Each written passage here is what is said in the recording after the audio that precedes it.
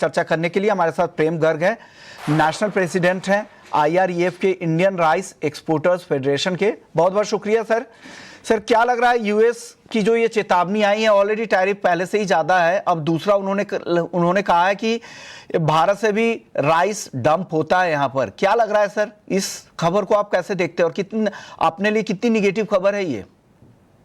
देखिए, कोई नेगेटिव खबर नहीं है ऐसी कि जिसकी पहले 10% से बढ़ाकर जो टैरिफ है 50% किया गया, क्योंकि पहले फेज में 10% रहता था, फिर 25 किया गया, फिर 50 किया गया। उसके बाद भी क्योंकि जो राइस एक्सपोर्ट होता है यूएस को, वो एक जो इंडियन सब कॉन्टिनेंट जो समुदाय है वहां का, वो उसको पसंद करता है, जिसके अंदर हम नॉन बासमती राइस का एक्सपोर्ट हमारा यूएस के लिए बिल्कुल निग्लिजिबल है। सिर्फ बासमती राइस का है, जो बासमती और बासमती वेराइटीज हैं। तो 2.7 लाख टन राइस, जो यदि आप आंकड़े देखें, जब से टैरिफ 50% किया गया, उसके बाद भी कोई एक्सपोर्ट के अंदर कोई फर्क नहीं आया। इसका जो भी खमियाजा भुगतना पड़ा, उसको वहां के जो लोकल कंज्यूमर्स हैं उन्हीं के ऊपर ये असर पड़ा है। ना तो हमारे किसानों पर इसका कोई असर है, ना हमारे एक्सपोर्ट पर है, क्योंकि हम लोगों ने पहले ही इसके लिए तैयारियां की और नई मार्केटें खोल ली। आज 50-40 रुपए के ब्रैकेट से हटकर इन सबके प्राइस कम से कम 7 रुपए किलो की तेजी आई है, जो कि आज 12-13 मार्केट में कहा गया है कि पाकिस्तान का जो कम टैरिफ की वजह से हमारा जो फर्क है, हम $350 प्रति टन के आसपास महंगा बेच रहे हैं। क्या ये इस बात से फिर हम मार्केट शेयर तो नहीं गंवा देंगे? थाईलैंड और पाकिस्तान तो उस मार्केट शेयर को नहीं ग्रैब कर लेगा?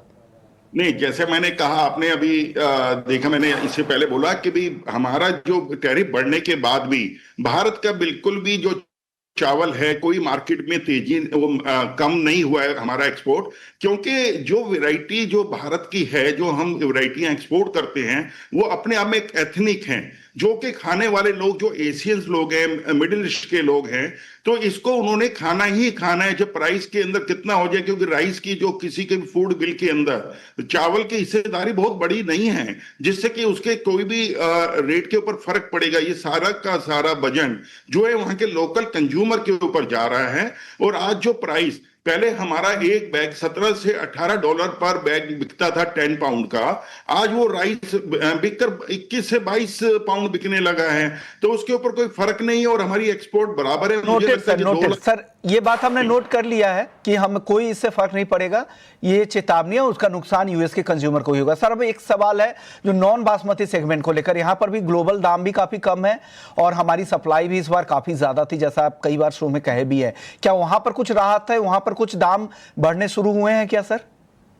जी, बिल्कुल बढ़ने शुरू हुए हैं। यदि आप देखें, पिछले एक हफ्ते के अंदर थाईलैंड के जो प्राइस थे, जो पहले हमारे पैरेलल भारत के साथ चल रहे थे, या वर्मा और पाकिस्तान, अब तीनों कंट्री के अंदर प्राइसेस बढ़ चुके हैं। हमारी डिमांड काफी बढ़ने लगी है, बल्कि हमारे लोकल मार्केट के अंदर अभी सबकी निगाह लोकल मार्केट के ऊपर, जो स्टॉक्स के ऊपर है, कि गवर्नमेंट जैसे ही अपना प्रोक्योरमेंट कम करेगी तो लोकल के अंदर बल्कि सप्लाई चेन बढ़ेगी, तो हम राइस ज्यादा एक्सपोर्ट कर पाएंगे।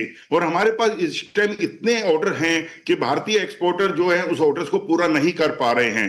तो ऑलरेडी प्राइसेस ऊपर हैं। जो पारबॉइल्ड राइस $340 तक नीचे आ गया था बढ़ के, आज $360 के ऊपर, इतना डॉलर का जो डॉलर और रुपये के अंदर प्राइस का डिफरेंस आ गया, जो 88 से 90 क्रॉस कर गया है। उसके बाद भी आज हम $360 के ऊपर राइस को बेच रहे हैं। तो इसके अंदर $15 से $20 की बल्कि तेजी आई है। मंदे की आगे कोई गुंजाइश नहीं है। राइस के मार्केट अब बढ़ेंगे और राइस जो है इसी ब्रैकेट के अंदर 350 से लेकर 380 के बीच में ये भारत की मार्केट चलेगी और हमारी डिमांड पहले से ज्यादा हम एक्सपोर्ट कर पाएंगे।